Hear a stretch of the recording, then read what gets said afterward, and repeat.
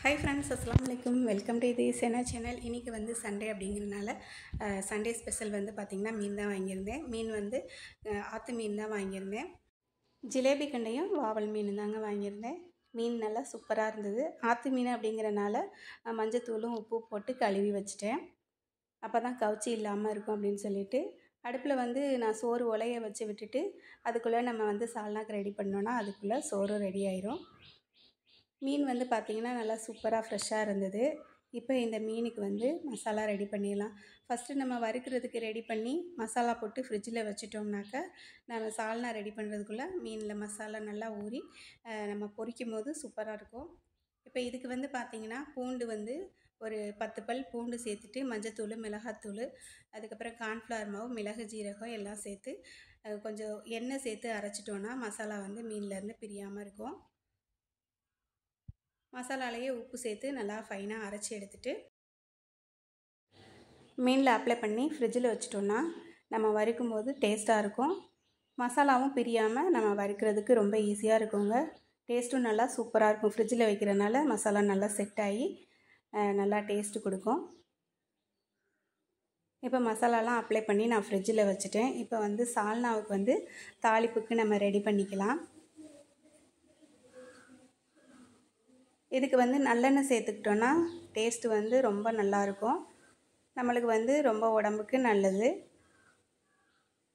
3 spoon அளவு நல்லெண்ணெய் சேர்த்துக்கிறேன்.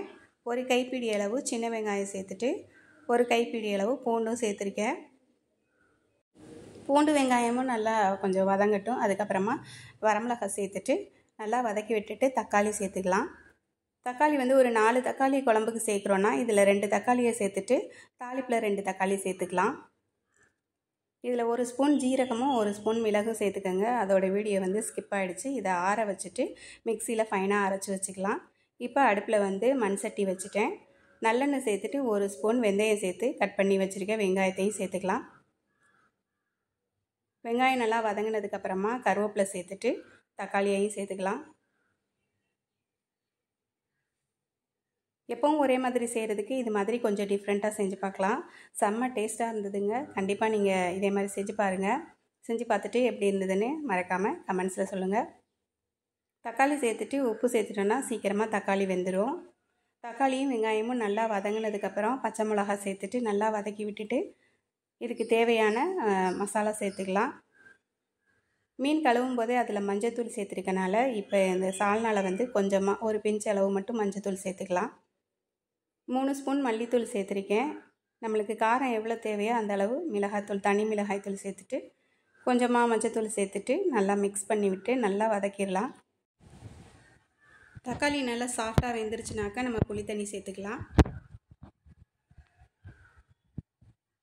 மசாலாலாம் நல்லா வெந்துருச்சுங்க. இப்போ நம்ம புளி தண்ணி சேர்த்துட்டு நம்ம அரைச்சி வச்சுருக்க மசாலாவையும் இது கூட சேர்த்து நல்லா மிக்ஸ் பண்ணி விட்டு ஒரு 10 நிமிஷம் வேக வச்சிடலாம். அப்போ தான் இந்த மசாலாவோட பச்சை வாசம்லாம் போய் சால்னா வந்து நல்லா டேஸ்ட்டாக இருக்கும். இப்போ இதை வந்து நம்ம வதக்கி வச்சுருக்கதையும் அரைச்சி எடுத்துக்கலாம். அரைச்சி எடுத்துகிட்டு புளி தண்ணி சேர்த்து நல்லா இங்கே பாருங்கள் இந்த அளவு நல்லா சாஃப்டாக வெந்திருக்கு. இப்போ இது கூட வந்து நம்ம அரைச்சி வச்ச விழுதையும் சேர்த்துட்டு நல்லா மிக்ஸ் பண்ணி விட்டுடலாம். மிக்ஸி ஜாரில் தண்ணி சேர்த்து அதையும் கழுவி இது கூட சேர்த்துட்டு ஒரு 5 நிமிஷம் கொதிக்க விடலாம். நம்ம வீடியோ நீங்கள் புதுசாக பார்க்குறவங்களா இருந்தால் மறக்காமல் சப்ஸ்கிரைப் பண்ணிவிட்டு பாருங்கள் ஃப்ரெண்ட்ஸ். மறக்காமல் லைக் பண்ணிவிட்டு பாருங்கள். என்னோடய வீடியோவை எல்லோரும் பார்க்குறீங்க, ஆனால் லைக் விழுகவே மாட்டேங்குது.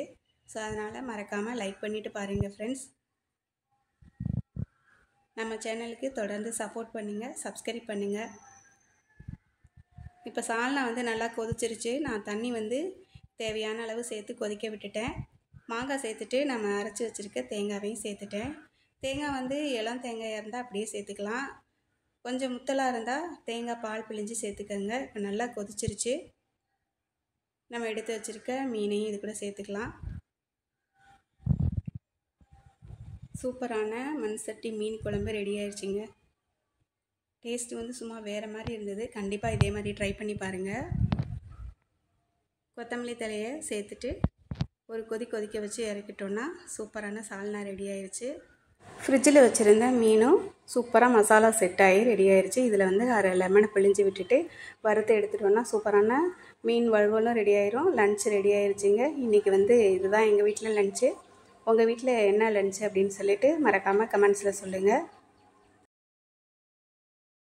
எனக்கு வந்து பார்த்திங்கன்னா எப்போவுமே மீன் தான் ரொம்ப பிடிக்கும். ஸோ அதனால தான் மீன் அடிக்கடி வாங்குவோம்.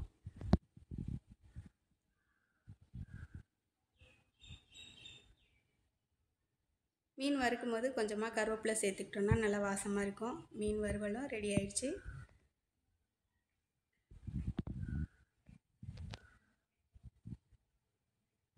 ஓகே ஃப்ரெண்ட்ஸ், இந்த வீடியோ பிடிச்சதுன்னா மறக்காமல் லைக் பண்ணிவிட்டு பாருங்கள். இந்த வீடியோ எப்படி இருந்ததுன்னு மறக்காமல் கமெண்ட்ஸில் சொல்லுங்கள். மீன் வறுவலும் மீன் குழம்பும் ரெடி ஆயிடுச்சு. கமகமக்கும் மீன் குழம்பு மசாலா வந்து அரைச்சி ஊற்றிருக்கனால பார்த்திங்கன்னா நல்லா திக்காக இருந்தது. சால்னா சூப்பராகவும் டேஸ்ட்டாகவும் நல்லா இருந்துச்சு.